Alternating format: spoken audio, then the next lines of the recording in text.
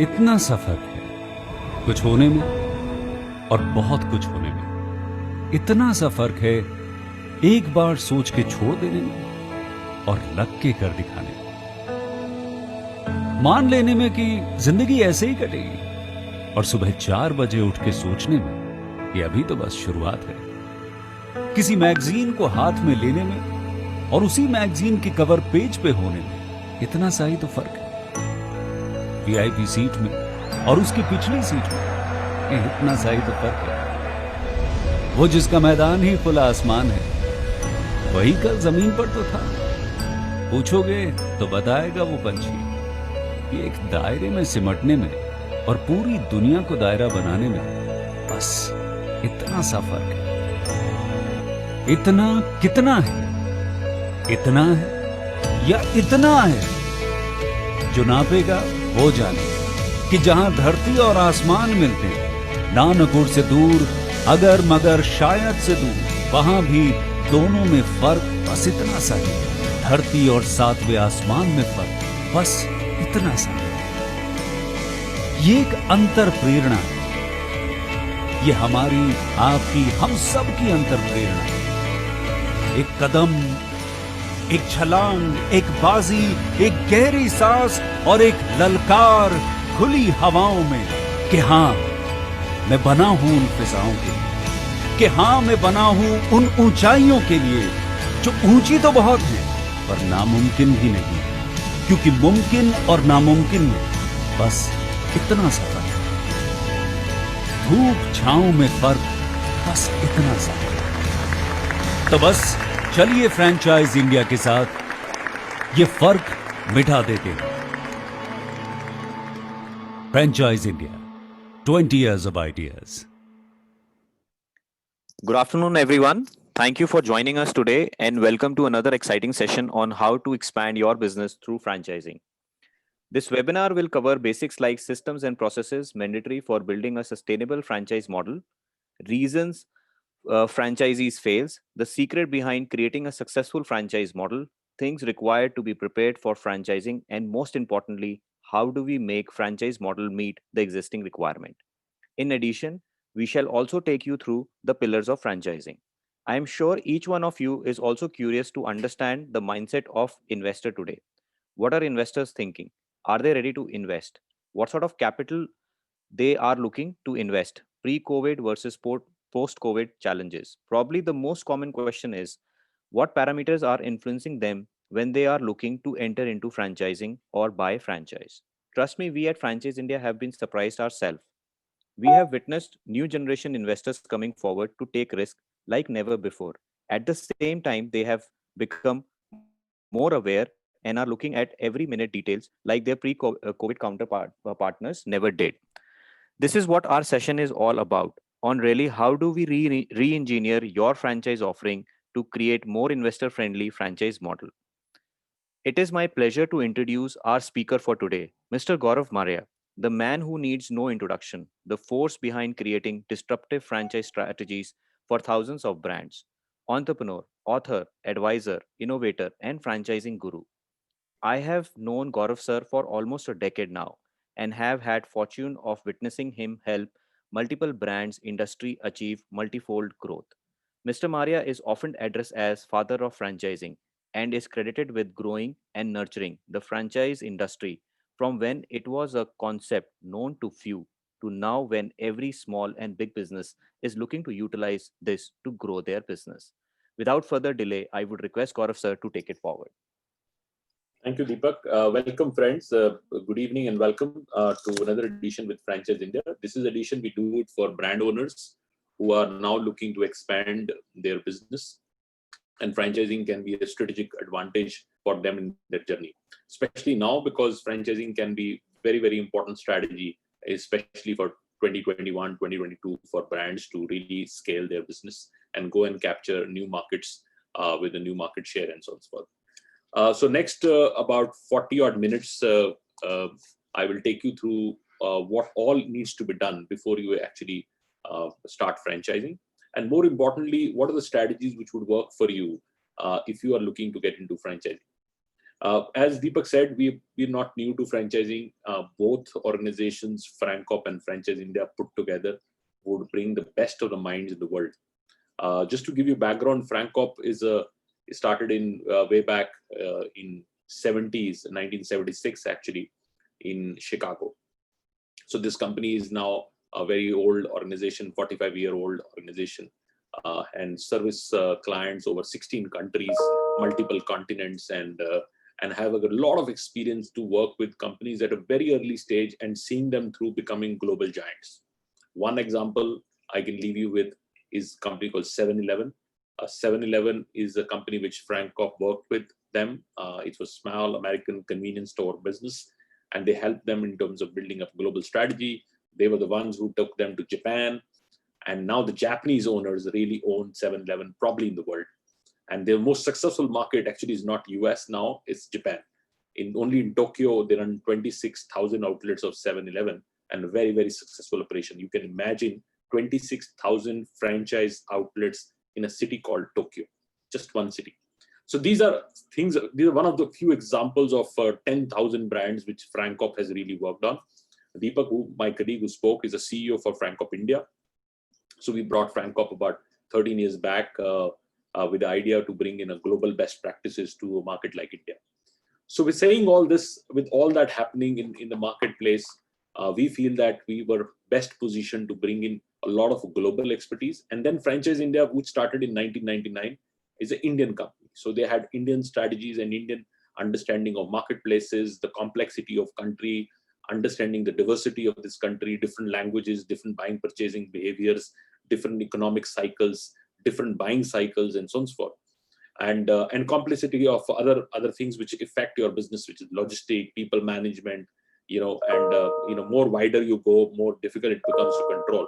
So between Franchise India and FranCop, we had both what I call domestic understanding and market intelligence, and FranCop had a global market intelligence. So we worked with a lot of companies. Franchise India is very, very proud to really build this industry.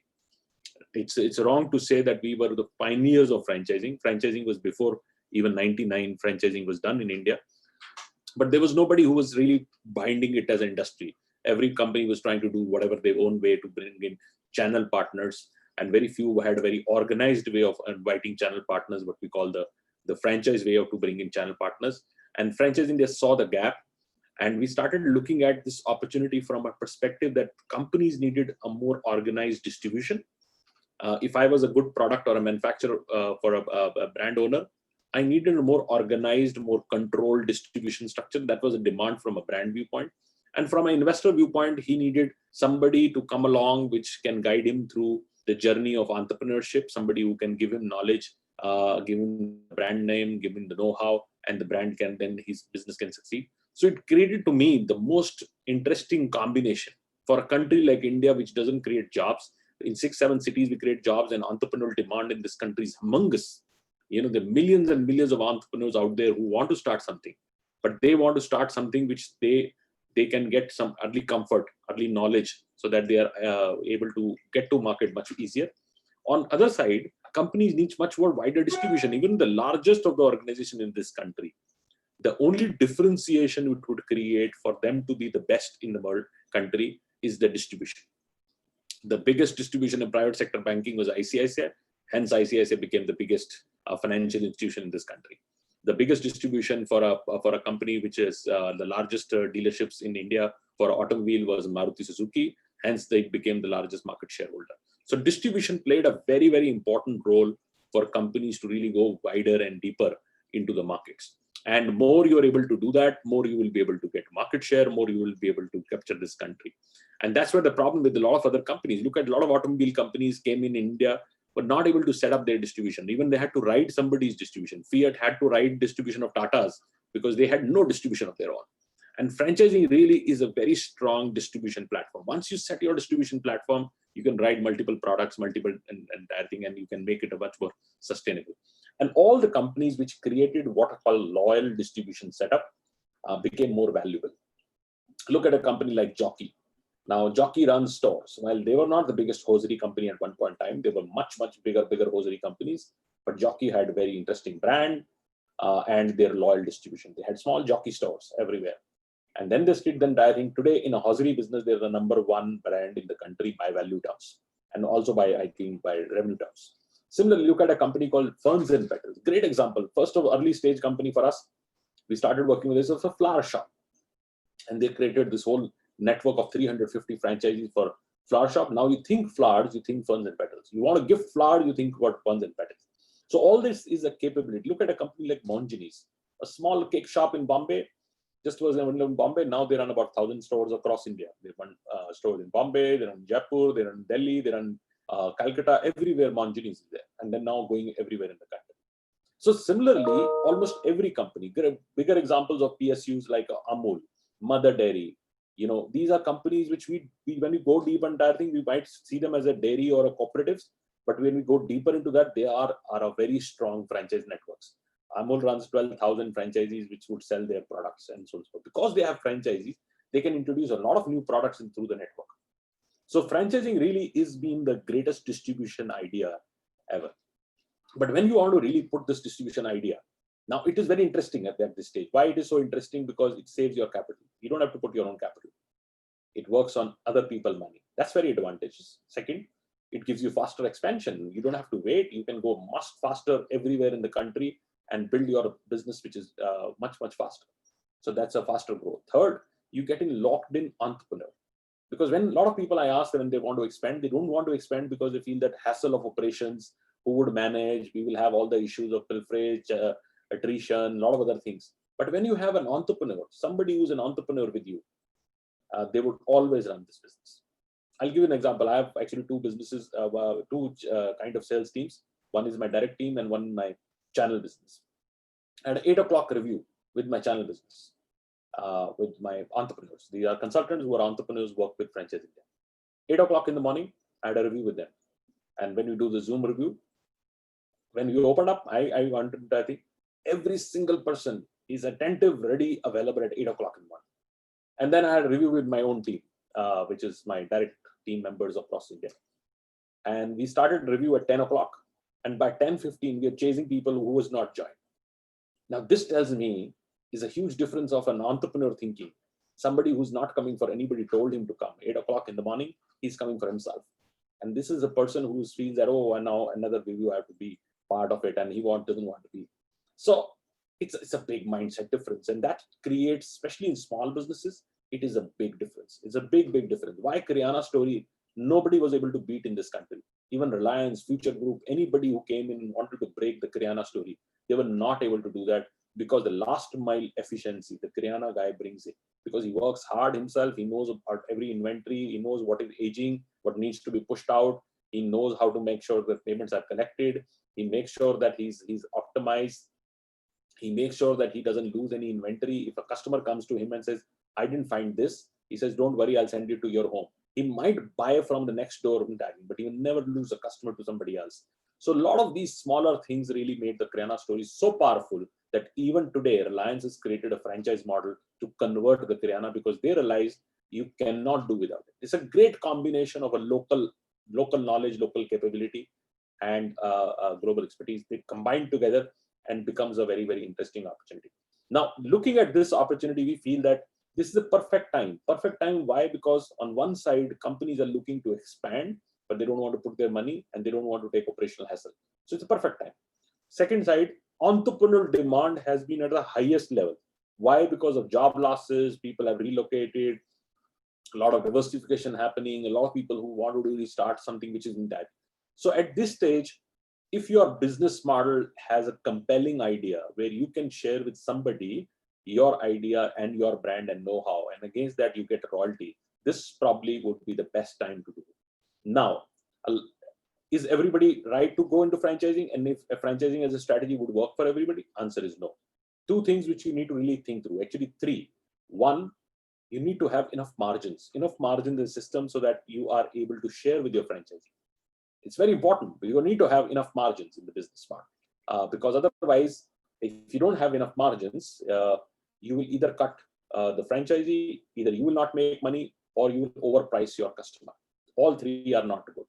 We need to make sure that we give the best attractive price to the customer we would have enough margin for a franchisee to make money in 2 to 3 years. And also you has enough left for you to sustain the network and grow the network and build value for yourself. So ask about yourself, is there a business model has a margin and would continue to sustain that margin for times to come? I'll talk about it later. Second thing is adaptability. Your business model is ready to adapt to the markets you want to go. You don't have to change too much. Maybe 10-15% adaptation, that's okay. But you don't have to significantly change your business model. If you have to significantly change the business model, then that's not good. Third is your commitment for a long term. Franchising is what I call is a little bit of a S ride. It goes up, it comes down, it goes up. It's like that. It's true. You'll have, when you start, everybody likes you because you're a new, fresh idea. Everybody wants to join with you. When you have 10, 20 franchisees, some of them start complaining. Sometimes they don't like it, entire thing, and then you have to bring them back, and some would exit, new ones would have to come in. And then you go to a little bit on a peak cycle, then you have to reinvent the business model because it starts getting fatigued, because now the business model is having no more excitement. You need to reinvent the business model. It might get into a little bit dip again, and then you need to really pull back. And that cycle would continue. It's a business cycle. It's business cycles would have what I call peaks, and you'll have lows, and you will have peaks again, and you need to really continue to innovate. So now we want to talk about 4 things, which are the 4 strategies which are important for you to really look at when you're getting into franchise. And out of the 4, the first three are for companies who are now getting into franchising. They've never done franchising in past. And the 4th one is actually for companies which are already franchised. So this is what is going to be. And in any time in the period of my presentation, if you are having some questions which you want to really ask, please go on a Q&A box and ask the questions. Like Anuneet has, Mr. Anuneet Sabarwal has asked a question. I'll take up, Anuneet, your question. Please go out and ask questions on a Q&A box, and also introduce yourself, what you do, and what is your background, what is your current profession. Are you already franchising? Then you can write AF. If you are a new franchisor, then you write NF. And if you are, say, for franchising a webinar, sometimes people come for buying a franchise, then you can write buy a franchise or something like that. It's not bad. Even if you want to take knowledge and you want to eventually invest into a franchise business, then also it's not bad. So let's start with the 4 pillars. The first pillar is what I call business modeling. I would feel that 60% of time for an entrepreneur or business owner before he starts franchising should go into business modeling. Business modeling is the heart of franchising. More and more, I am getting convinced now that everything else is okay. Everybody can do it. Documentation, your legal structure, your commercial structure, your all the presentation, your marketing communication, everything else can be done. But the heart really lies in the business modeling. The business modeling has to be well thought through. It has to be futuristic. It has to carry a lot of things which you have to predict what would happen to the business, and if this happens, and all the deviations which you can expect. It can be extreme deviations like what COVID happened, right? And I can tell you with authority, franchise organizations are bouncing back much better than company-owned stores. Company-owned stores are people nervous. I mean, I had a friend who runs 200 stores company-owned. He's nervous to even open up because the day he opens up, his rentals would start. So he's confused what you should do. I'm actually working on a strategy on doing build, operate, transfer. Some of his stores franchise to entire. But I'll give you another example, which I can openly name. A company like Lakme Salons. When I spoke to the CEO, this is one of the first clients of Francop. Francop actually came for Lakme in India for Unilever. So we spoke to the CEO, and he said, because they are franchise owned, every market, whenever they get comfortable, the franchisee goes and opens up the salon. He knows it's going to be slow, but you are dealing with 350 entrepreneurs, 300 business owners. So they are sharing the risk. 350 owners are talking to their local landlords, negotiating their rents. The 350 owners are talking locally to their employees and managing them and saying that, look in that. But imagine if you are 350 of your own company-owned stores, and this was Unilever. This would have been by now, if you would have sent a mail to everybody, then 20% salary cut, 30% salary cut, there would be a union, because they know that they can pull down media-wise Unilever, they can pull this entire structure. No fault of the company, but now, franchisee business, the local guy would manage himself. He'll manage and he will open up the entire. So in no time, the business would come back because It's a franchise-run business. It's an entrepreneur-run business. You have 350 people who would work with you shoulder to shoulder to bring that business back. And that's the power of franchising. The franchise businesses are bouncing back better than anybody else. So let's first start with business modeling. Business modeling has 4 aspects. One aspect is, how do you stabilize your future revenues? Very important, because if person is coming and joining you as a franchise, what is he expecting from you? He's expecting, how do you stabilize my future revenues? How do you really predict that next 3, 4 years, 5 years, this is what needs to be done? How can you put them on a guiding front and give them an answer that he is able to get to that? It needs deeper thinking, especially on areas like margins, because sometimes you have a good margin at this stage because you are new to the business and your industry is relatively new. And as you go along, your margins start shrinking. You have competition, you have other things, and margin keeps shrinking. And as the margin keeps shrinking, you're left with the entire thing. And give you an example. There's a company called Baskin Robbins. Baskin Robbins started in India with 150 rupees 2 scoops, 75 rupees 1 single scoop. So you get a small ice cream. They used to scoop it out by 31 flavors of ice cream. I don't know if anybody has seen. This was a big machine, very expensive. And by the time they put 2 scoops, 2 flavors, they would charge you 150. In the times I'm talking about 98 and 99 when they launched India. This is very early stage, 97, 98. And 97, 98, this company was selling ice cream at 150 rupees. Now somebody gave an idea and said, this is not going to work in India. Let's make it cheaper. They started putting industrial products, small kiosk, and very scoop it out ice creams, which are there, very industrial ice cream. While they got numbers, but margin got shrunk. Right? And now it's very difficult to take the brand back on Baskin Robbins structure because nobody wants that. They don't see the premiumness in the business, and the margins are very tight. While they are still managing, they're still there in between. They've not gone to really more industrial ice cream. So sometimes don't try to make everybody happy. You need to really see that even lesser expansion, your business model has to be honest to the business in terms of that the margin has to be right and continue to improve over the time. Second, you need to find out your growth areas and markets you want to go. Don't go everywhere.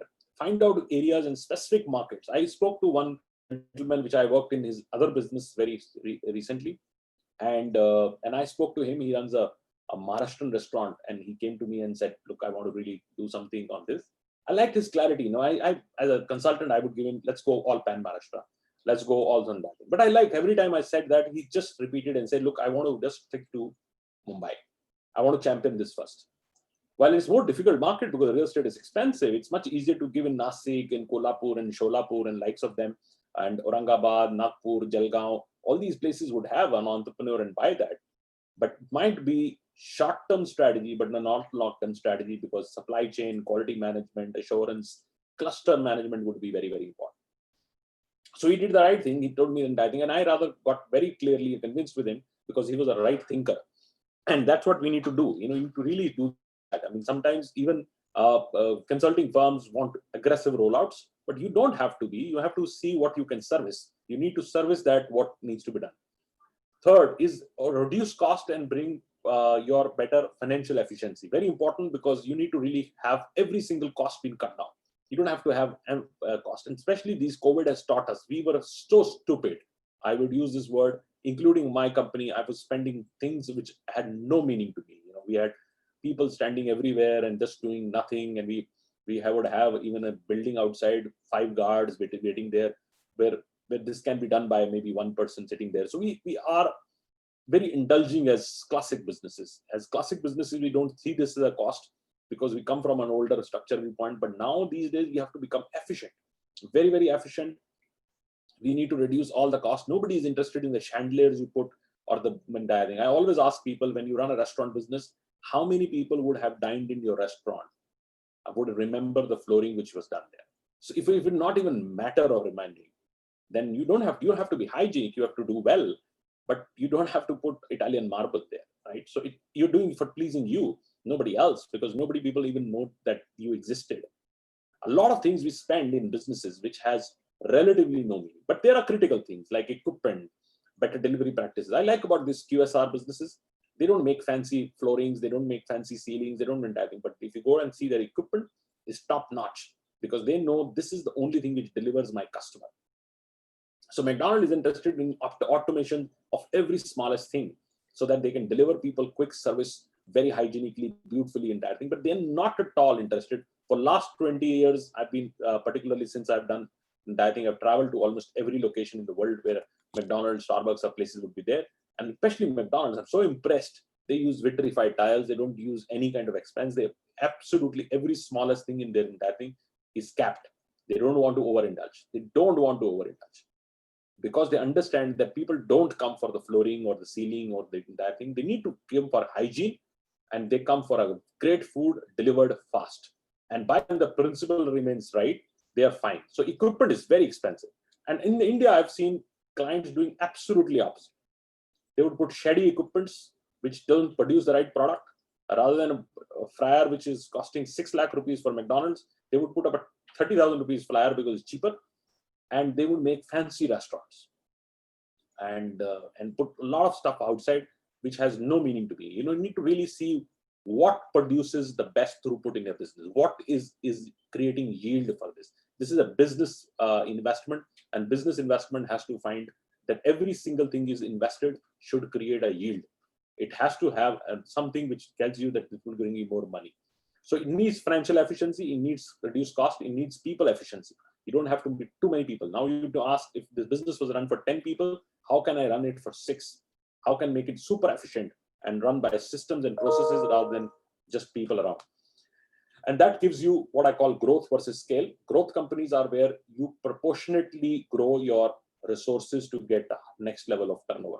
Say if I want to move from a 10 crores to 15 crore, which means that I need to put more offices, more people, more marketing, more this and more that to get another 5 crores. So every time it will become even more difficult and more resources would be deployed to get that level. How I can become a scale company where my scale goes rapidly and fast very enough, but I don't deploy so much of resources. This is what the fun of franchising is. The franchising is a scale strategy. It is a scale strategy where you can grow your business exponentially without putting your resources in the same order. So that becomes the first strategy. Second strategy is franchise recruitment. Heart lies in selection. How do you select the right kind of franchisee? And franchisee is selected on 9 points. 4 points are critical aspects, which are called financial fit, operational fit, marketing fit, and strategic fit. All 4 fits are very important, but there is one critical fit which you need to find out. If it is operationally heavy business, you need to have somebody who's more operationally involved, somebody who can give you 10, 12 hours every single day in business. If it is a financial investment, you need to bring in a financial guy who has the appetite to invest that much. So you need to really see what is the most critical. If you are a marketing company, you need my marketing fit. So all 4 are important. But there are 5 other things which I have realized, especially in last 3-4 years. I've seen that I did this 4, but I still found the challenge in the franchise because I didn't check the softer side of things. Softer side is maturity. One of the areas I've realized, because we started getting a lot of these young people who were the first time business buyer, they had impossible, I would call it, expectations from business. And where the expectations would come from, I don't have an idea, but they would come with some expectation and they feel so disappointed in the first month of the business itself. So they lack maturity. They don't understand what they're getting into. They set their own goals so high and above, which businesses cannot produce. So maturity was missing. Objectivity was missing. Objectivity means that they were trying to do a lot of things, but what they were supposed to do, they didn't do that. I mean, a lot of people buy businesses and they buy for different reasons, not for the business designed for, right? So you have to really understand why you do that. And a lot of people, when we approach them and ask them questions, they would tell me, oh, because I have contacts and I can use my contacts and this can be sold there. I said, this is not the purpose of business. Business would find its own contacts. Just because you have contacts doesn't make sense that you buy this business. So a lot of objectivity is missing. Third is experience. You need to have a relative experience. If you don't have a relative experience of something which tells me that you will be a best choice for that, then only I will select. Creativity, very important, because you want to bring in your own creativity. How do you really run that business? Now, recently, one of our businesses went to open up in Shimla. Now, Shimla is a hill town. It has seasonality. It has few months, very high season, very high tourist entire thing. It's a very tourist spot, and some places in that. If the franchisee is not creative to understand how he will adapt to a product like the new product in that market, which has a very strong tourist component, domestic component, some very null months, how he is very creative to really address that market. That's only comes from a franchisee. And finally, integrity towards brand. He needs to belong to the brand. That's very important. Second part of franchise recruitment is micro market analysis. You need to go deeper to analysis of the market. You need to understand where the market, which market you are franchising, how the market is going to react. Third is your selection process. You need to have a multi-tier selection process. Don't compromise. Even if you are a startup, you have full right to select who is taking your brand.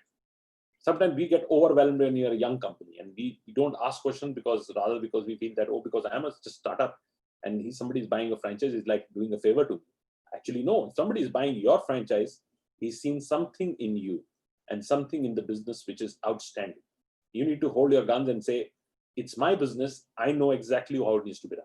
Even if you have somebody who's 5x, 10x, 20x of you, you are still selling him a franchise. That's something which is very, very, very important. And that's something which one has to really hold on. And that's where opportunities. I've seen franchise business owners, small startups, actually giving franchise to the mall owner, who's taking a mall owner taking that franchise. And they would not budge. They would say, this is my brand. I know exactly how it needs to be done. You might be a mall owner, but that's fine. Like a lot of companies go and give franchise to airport. So you can be a small company, like there is a company we are advising called Juice is actually given franchise to Devyani. Now Devyani runs Costa, they run KFC, they run Pizza Hut, they run all the businesses, and they have also juice shop.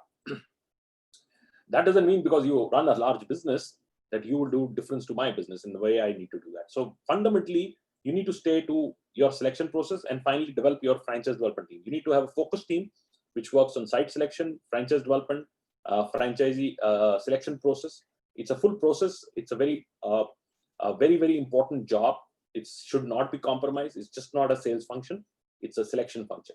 So you need to have that person with maturity and also maybe a small team, which you need to build. Then we get on to franchise management part of it, which is the third strategy. Management, I think, is a very important integral part of it. A lot of people are good at franchise sales, but they lack on management because management is a much deeper participation in business, much deeper thinking through. So the first part in the management is building relationship. How do you set mutual accountability and mutual respect? It's not friendship. Again, I say this in every webinar, you cannot be friends with your franchise.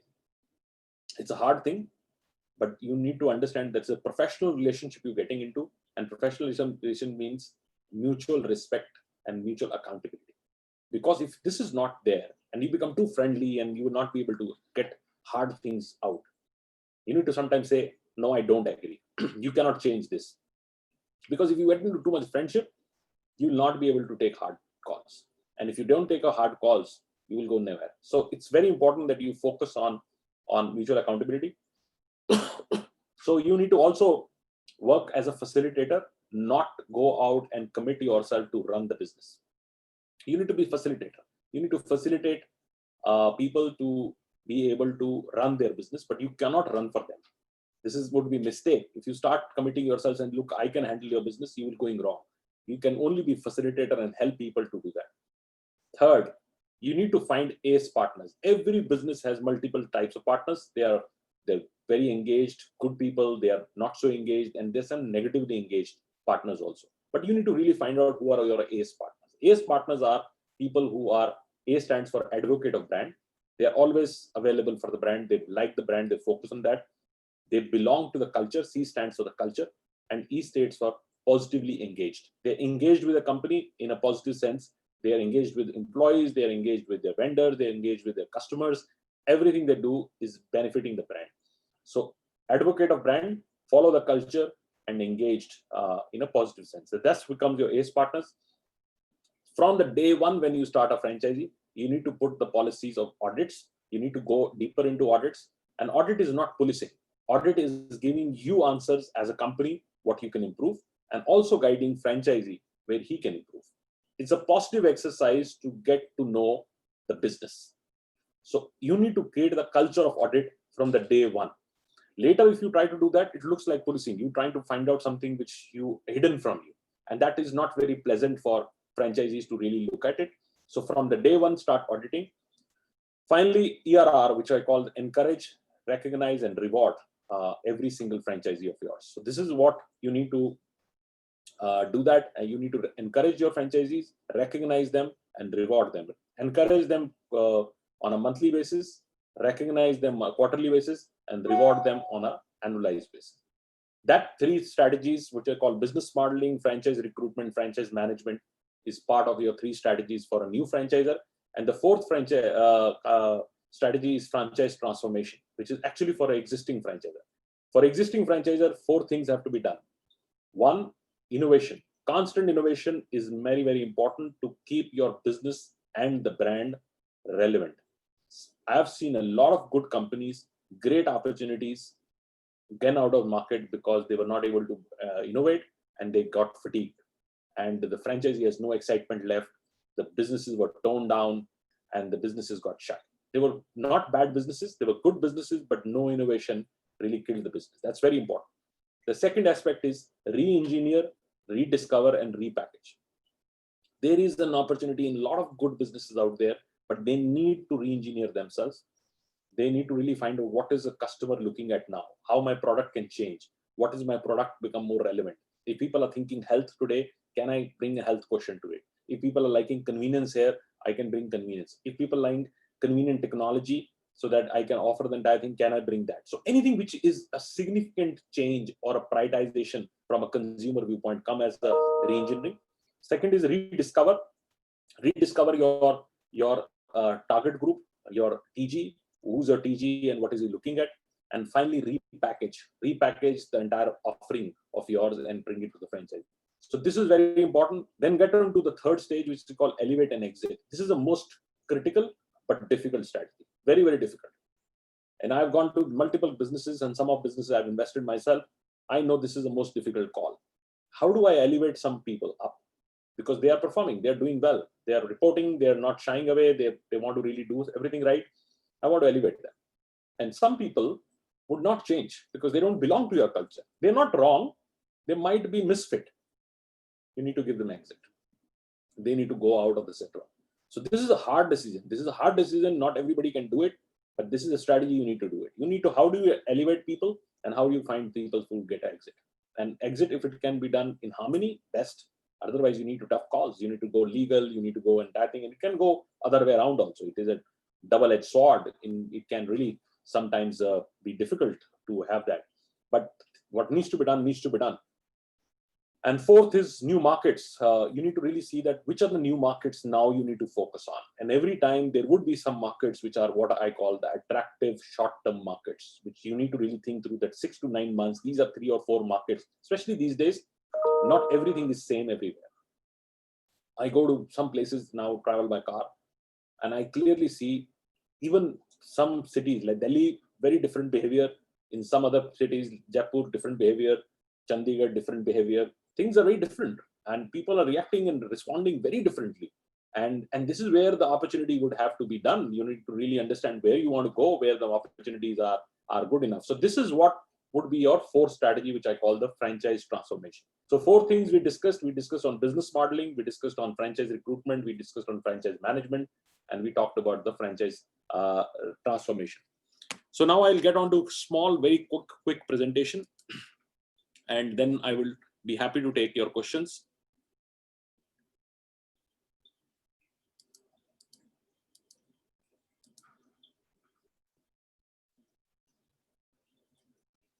So please, in the meantime, just keep asking your questions and give me a background about where are you coming from and what is your background, and we'll be more than happy to take your questions after that. So let's start with a short presentation, why franchise and why franchising is not for everyone and when is the right time to franchise. Now, franchising is not for everyone, absolutely right, because unless or until, remember what I said, your margins, adaptability, and your commitment for long term is not there, franchising is not for you. And when is the right time for you to franchise? When your product or a service has a greater demand in the markets which you not currently serviced by your brand. Sometimes we have so much of demand available. Like today morning, I had a webinar with a company called Basant. It's an ice cream brand, which is 70-year-old ice cream brand, only based in Ludhiana. Slowly, they started expanding within Punjab. Now, 70-year-old brand is like quality. Quality is also not trending in that. Now, quality was built by Lambas and Ghais of North Delhi, Delhi and Bombay. And they had another brand called Gaylord. And this brand went into multiple cities, multiple structures. Eventually, Unilever paid a big check to buy this brand. Now, Basan is a 70-year-old brand and a great product. So because they've not gone into the markets where they would be advertising, the same thing we did for the brand called Gyani Ice Cream in Delhi. When we started working with them, now there are two types of Gyanis in Delhi. They were hardly having stores. But one particular brand, which we actually took, first one, we took it to 100 stores. And the next one also did the same. And same brand, which was just a neighborhood local brand of Delhi, became a 200 store company as a business model. So one has to really see, is the demand available for your product which you are not servicing? Then you are doing a mistake. Franchising can be good timing for you. Your immediate competition has taken a lead and you have a better or equal product. This happens all the time. People just keep waiting, and then they see the competition who was not even good at that as they were actually starts going ahead. And this I've seen it all the time. So you need to really ask, is your competition growing faster than you are?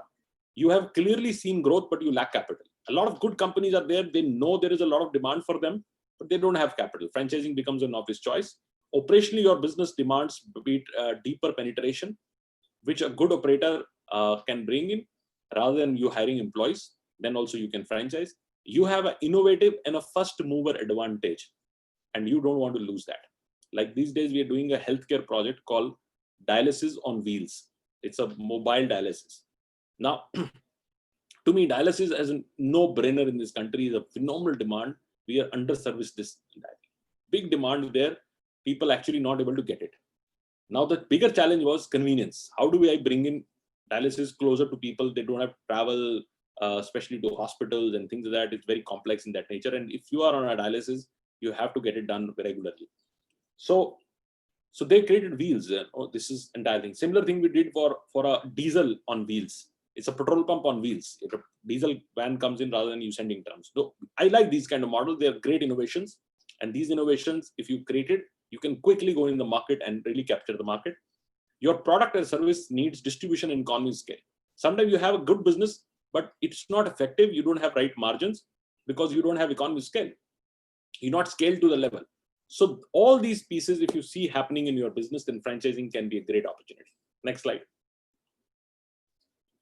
So these are quickly, I would say that 18 points which you do checklist before you start even franchising.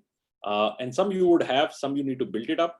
The first is brand presence and engagement, how your brand is having credibility, positive PR, awards and recognition. All that helps you to create a strong presence for you. Proven system and business model and processes, very, very important. Most of the companies don't have it. Franchise India and FranCorp closely work with you to create your right prototype, your SOPs, your manuals, your vendor relationships, all that needs to be done. Third is financial performance and margins. Again, very important. How's your return on investment, past performance, affordability for franchisees and margins, and capitalization. Very important to have a very strong financial modeling. Then management team and leadership team. I've realized that today, almost out of every 3 investments which we would see in franchising, 1 would be only done because they believed on the founder. Because sometimes the business model is new, but the founder has some kind of a background, pedigree, education, something which tells you that I need to back this guy. I need to work with this guy. This is going to be the next big thing. So founder is very important. The key management team is very important. Your organizational design is very important. Your competition market trends, again, very important. Are you in overcrowded market? Is your industry going to grow for next 10 years? What is the future forecast for your team for 5 years?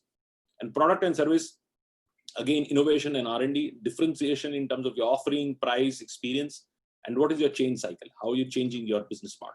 So all this is a very, very important aspect for you to tick mark. Some you are already ready. Some you need to really prepare yourself before you get into franchise. So these are 4 blocks which FranCorp really works with you to prepare. First block is PASS, which we call predictability, accountability, standardization, and scalability. This is your first pass where you really come down and say, I'm now ready for franchising. You need to bring predictability in your business model. How predictable it is. I like subscription-based businesses where you have a subscriber who would continue to come back and buy from you. How do you really do that business model? How financial performance can be measured of your business? Accountability, obligation for both stakeholders. What is franchisor going to do? What is the franchisee going to do? Standardization, very important, because Otherwise, you can lose your brand because it do not have that kind of stability and structure. And scalability is also very important because you need to really find that not only scalability for you, but for a franchisee, he continue to see growth. So otherwise, 2 to 3 years, he will see not so much of growth and his interest would come down and he will start putting interest in some other things. How do you keep engaged his interest in the company and he continues to grow? So companies move from unit to multi-unit to area franchise, area to master, and give them bigger roles every time performing franchisees continue to engage themselves. And that's how the growth for companies happen, as that's how growth for franchisees happen. Triple C is what I call controls, compliance, and consumer connect. How do you bring these three things? You need to be in control of the franchisee. You need to be making sure the franchisee is compliant, and also you need to own the end customer. I know a lot of companies who sell a lot of product to their franchisees, but they don't know who they're selling, why they're selling, where it is selling. So it's very important that you own the customer. Today, every single person who buys out of brand is your customer. You need to own that. And how do you really engage with that customer is very, very important. I'll give you an example we did for a company called TVS in South, and we did audit on their centers. And I found they were car servicing business. And the one thing which I told the management and said, one thing very disturbing to me is that you have people who come for car servicing to your centers, which are franchise centers, and you don't own them. So what happens? You have no relationship with them. So you don't know the first time he came for a car service, how it was delivered. If he was not delivered good, he will not repeating. So you means that you're losing a customer. So you have no feedback. Second, next time he comes because he's now good service, and you don't know that he's been already serviced by a franchisee because you again don't have a relationship with him. So fundamentally, if you're losing a customer, you don't know. If the customer is already been serviced and it's not coming in your record, you're not getting your royalties, then also you don't know. So if you own the customer, you can bring in a lot of better controls in the business model. Then you need to do AIR. AIR is attractiveness, investor readiness, risk hedging. How do you really bring a model very attractive? How do you make it ready for investors to invest? And how do you hedge the risk? And then finally, ERR, which I've already explained, encourage, recognize, reward. So franchising is a careful design to attract ongoing investments and build sustainability in the network. It is a combination of attracting capital and sustainability. Either of that cannot work alone. You need to bring in both together, then only business model works.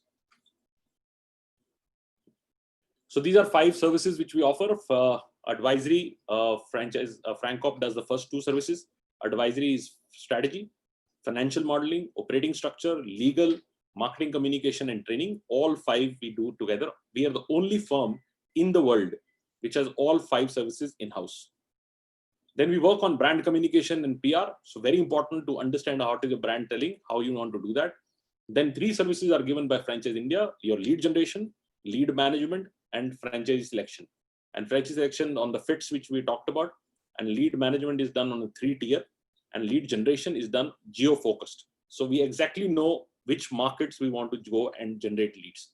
So these 5 services are integrated within a single organization which has spread in 75 cities in India.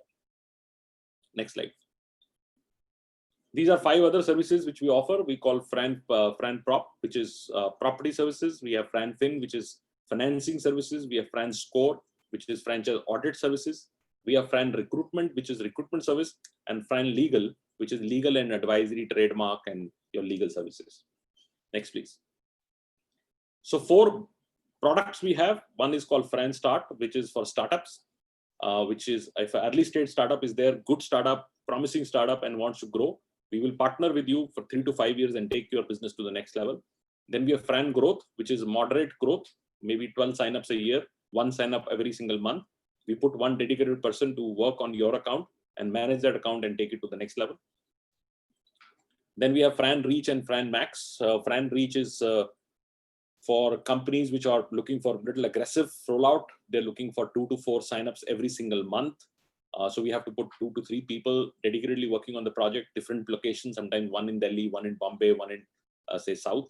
And Fran Max is a hyper growth brand. We've just launched a brand called Grofer. Now Grofer is looking for 300 stores in 4 months. Now that would mean that I need to deploy a lot of people. At this moment, as we speak, 35 people are dedicatedly working on Grofar. And that strength only Franchise India has, because Franchise India has offices and people all over India. So I can open up any city, any location, and start working on that. But it is a big exercise. It's not an easy exercise. It needs too much of depth into going into getting right locations, right franchisee, right sites. Everything has to be mapped up. Then only you can deliver. 300 stores in 4 months is a number which is not very big for Franchise India, because Franchise India does about 10,000 franchise sales every single year. But from any company viewpoint, it's like creating a new titan in 4 months, right? So it is that high. Companies which would be 300 stores over 20-25 years, if you do it all in 4 months, it's a big ask and big number. But as a capacity of franchise expansion, we have that. But companies need to have a strong management capabilities to support that growth. Otherwise, they will not be able to grow. Next slide. So this is a company, though I've shared the background about Franchise India. It's a company which has been not new. It's been 23 years now in the business. So I'll take quickly few questions, because I think I have 2-3 minutes more to go. So Anuneet, how to encourage, recognize, and reward franchisees? Absolutely, encouragement you should do on a monthly performance. If monthly somebody is done, not necessarily by revenue, but it can be better customer service, employee engagement. Employees of franchisee is also very important, because they are the people who are in the front. Any kind of, you can create 4, 5, 6 parameters on what I call better efficiencies and better engagement with customers and things of that nature. So recognize them, and then quarterly recognize people by their quarterly targets, and annually it's best of the best. It's your hall of fame and people who really reach there and they're rewarded, take them out and celebration, and everybody wants to be recognized first. And I can tell you, the 20 franchisees out of 100 which gets the award, every year they want the same award, and they want to keep that thing. And if the third guy wants to be the number one, and number one guy never wants to leave. So it becomes a culture, and that's very important. So underneath, another question: should we do master or a unit? It depends on how much control, why you need a master. Master is sometimes very easy to do, but you are actually bringing another tier to share margin within. First, you need to ask yourself, is there enough margin? Second, is there a real role for a master to be in there? Is a master required? These are answers need to be done, and then only results will happen.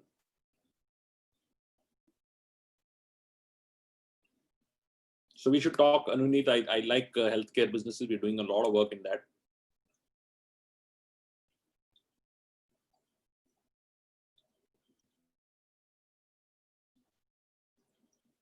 Parvez, if I'm understanding, franchise and service, as we've only seen product industry. No. Service industry is very big in rather franchising is more in service industry. Everything in service, B2C, B2B, B2I, B2G, all that is a part of that. So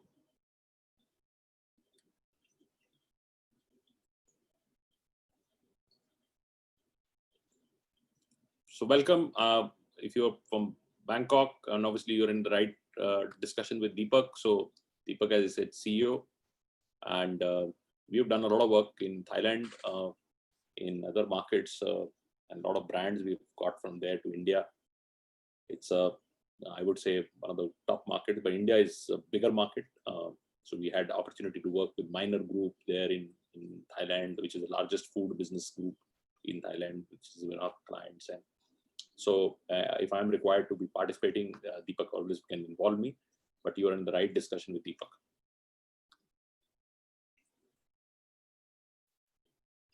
Yes, mental health is very franchisable. Big demand post-COVID particularly, and always would be. I think we have, as Indians, ignored this. This is a very serious subject globally, and India is not very serious about it.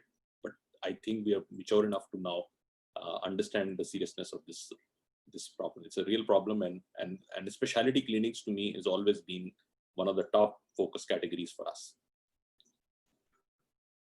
So thank you very much. I'm absolutely on time. So I've wanted to finish in slot is 1 hour, 4 to 5, but it's just 2 minutes to go. And really appreciate for you all to really take that time out. I understand these are working days and people have now started working. It's not the earlier days where we were all sitting in homes. I appreciate. Hope I was able to give you some understanding on franchising. As I said, this is our responsibility as a company to go and share best practices, learnings, failures which we had. We had also many failures. I particularly myself had many failures. So I have no problem in accepting that and sharing all that knowledge with people so that they don't do what we did. Sometimes we're not able to execute. So at this stage, we are wise enough to get people to do what is right to be done. So thank you very much. Thank you very much for reaching to us. And I will also put my email ID. If you have anything which I can be helpful on, please reach me direct. I'm Gaurav Maurya at gm@gauravmaurya.com.